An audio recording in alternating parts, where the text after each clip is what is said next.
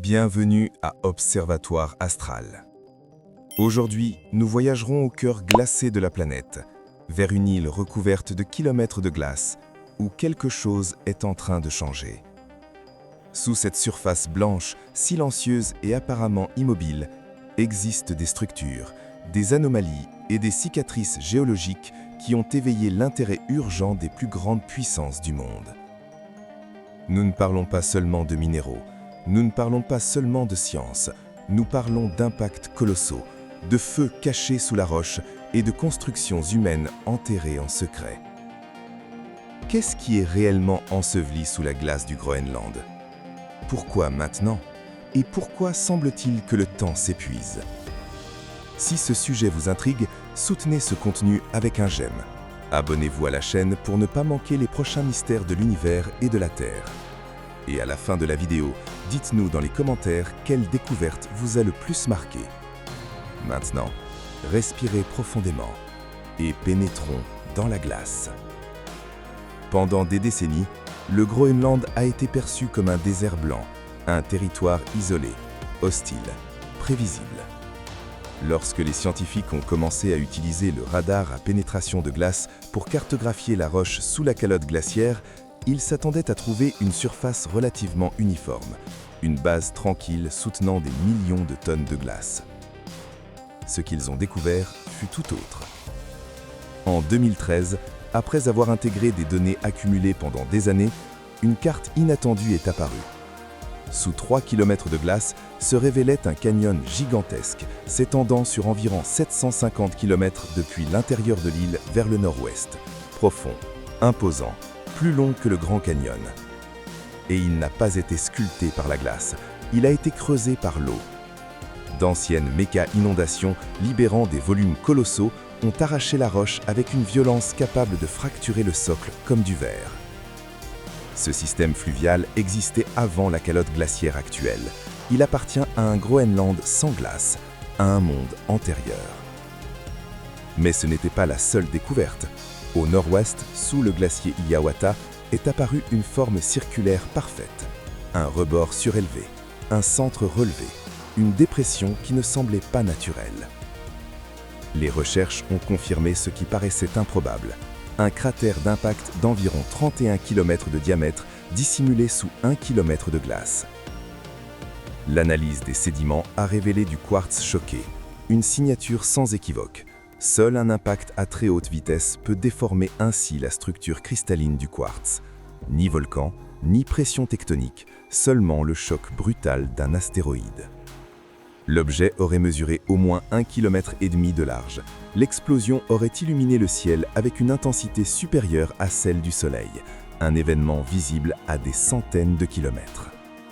Cependant, ce qui était déroutant n'était pas seulement sa taille, c'était son état de conservation.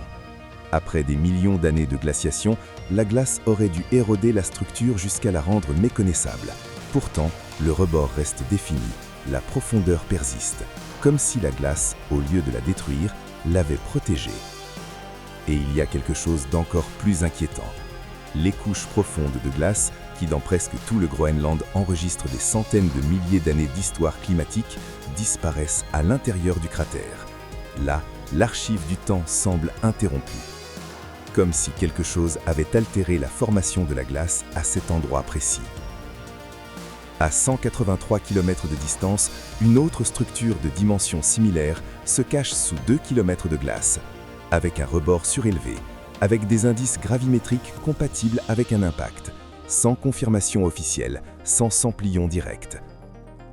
Deux structures, morphologie semblable, proximité inhabituelle, improbable mais pas impossible.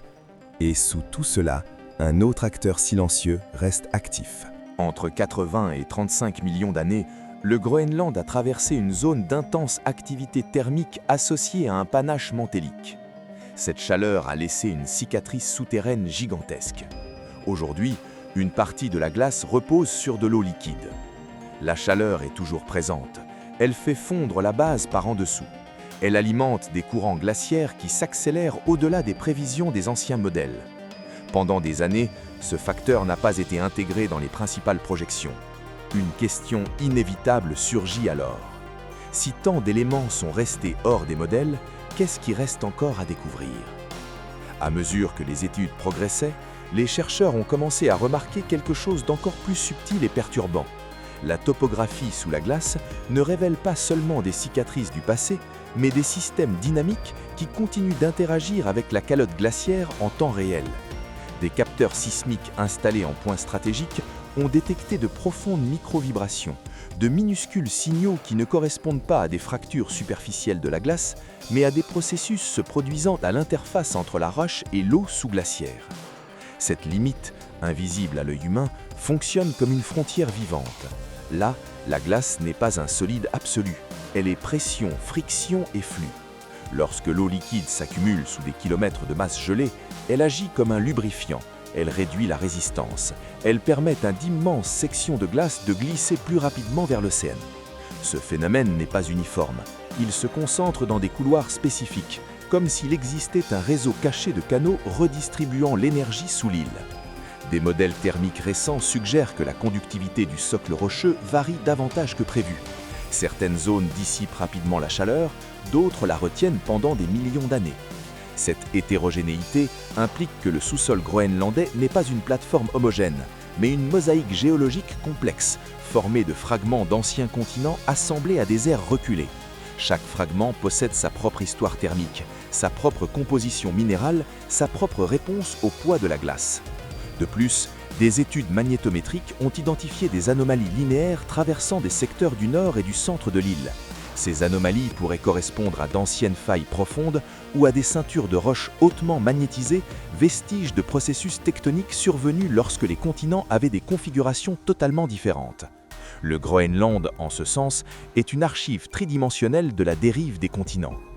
Un autre aspect peu mentionné est la pression extrême exercée par la glace sur le socle rocheux. En certains points, le poids dépasse des centaines de tonnes par mètre carré. Cette charge modifie la croûte, elle la comprime lentement, et lorsque la glace fond, la croûte réagit en s'élevant dans un processus connu sous le nom d'ajustement isostatique. Des élévations millimétriques annuelles ont déjà été mesurées dans plusieurs régions. C'est un mouvement presque imperceptible, mais constant. L'île respire sous la fonte des glaces. Cette élévation ne transforme pas seulement la géographie, elle modifie aussi le système de drainage sous-glaciaire. Des lacs cachés peuvent se vider soudainement, des nouveaux réservoirs peuvent se former. L'eau cherche toujours le point le plus bas et lorsque ce point change, l'ensemble du réseau se réorganise. C'est un système en évolution accélérée. Lors de forages profonds réalisés pour obtenir des carottes de glace, on a découvert des bulles d'air piégées contenant d'anciennes atmosphères. Certaines correspondent à des périodes interglaciaires bien plus chaudes que l'actuelle. Cela confirme que le Groenland a été libre de glace à plus d'une fois dans le passé géologique récent. Ce n'est pas une hypothèse théorique, c'est un fait soutenu par la chimie atmosphérique préservée dans la glace comprimée. Ce que cela implique est troublant. Si la glace a déjà disparu auparavant, les structures situées en dessous ont été exposées à l'air libre. Le relief que nous considérons aujourd'hui comme enfoui était un lacecap ouvert. Des rivières coulaient là où aujourd'hui se trouvent des kilomètres de glace. Des écosystèmes prospéraient là où il n'y a désormais qu'un silence blanc. La combinaison de chaleur interne, de pression glaciaire, d'impacts anciens et de tectoniques profondes fait du Groenland l'un des systèmes géologiques les plus complexes de l'hémisphère nord. Ce n'est pas simplement une couche gelée reposant sur une roche ancienne, c'est une interaction continue entre les forces internes de la planète et les changements climatiques globaux. Et au milieu de tout cela, les instruments continuent de révéler des détails de plus en plus précis. La résolution du radar s'est améliorée.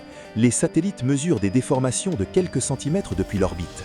La science progresse, mais chaque réponse ouvre de nouvelles inconnues. Car plus on regarde profondément sous la glace, plus il devient évident que le Groenland n'est pas un bloc immobile du passé.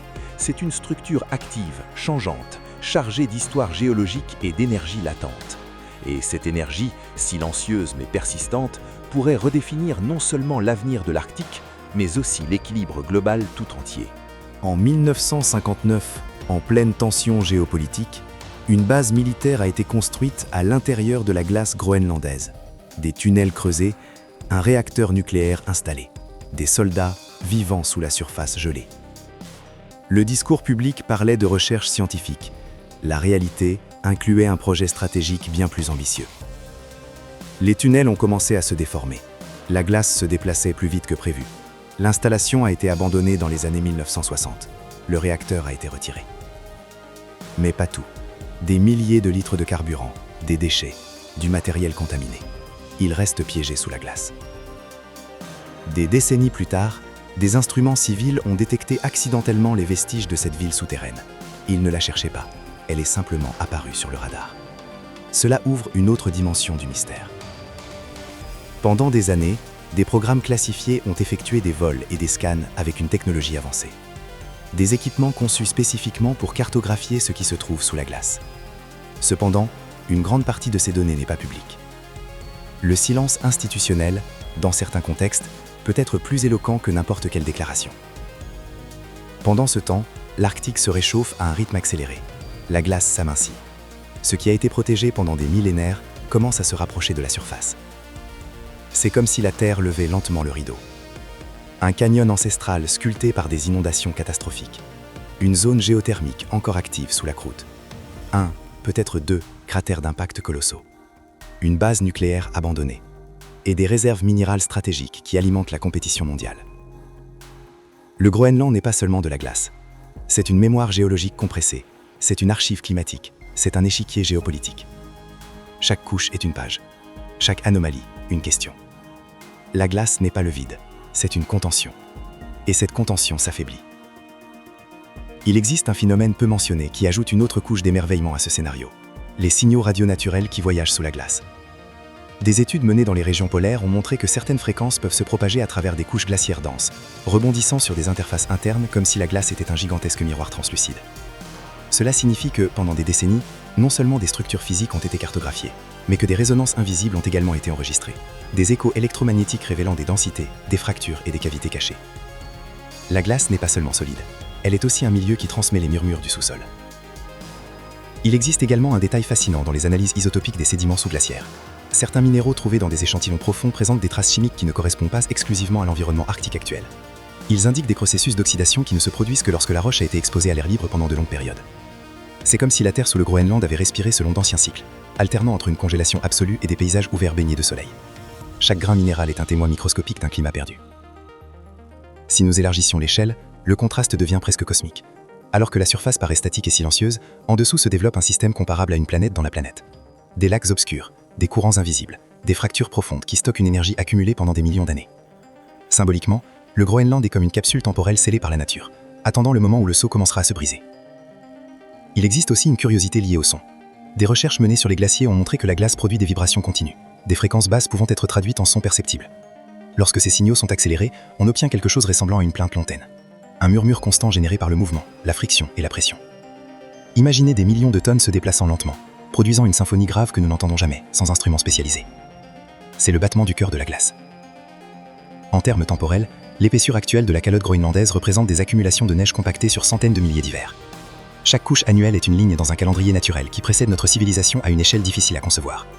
Si nous pouvions déployer ces couches sur une ligne horizontale, elles couvriraient des distances symbolisant la totalité de l'histoire humaine, comme un simple souffle à la fin d'un long parcours. Il est également révélateur d'observer comment la lumière interagit avec la glace profonde. À certains niveaux, la glace prend des teintes bleues foncées, presque noires, résultat de la compression extrême et de l'absence de bulles d'air. Cette obscurité n'est pas le vide, c'est une densité pure. Là, la pression a transformé la neige en une structure cristalline compacte, si solide qu'elle transmet l'énergie différemment. C'est un monde qui ne voit jamais le soleil, mais qui conserve des informations piégées depuis des époques lointaines. D'un point de vue symbolique, le Groenland représente la tension entre mémoire et oubli. Ce qui est enfoui ne disparaît pas, cela reste simplement hors de vue. Impact, chaleur interne, résidus humains, anciens changements climatiques, tout demeure enregistré.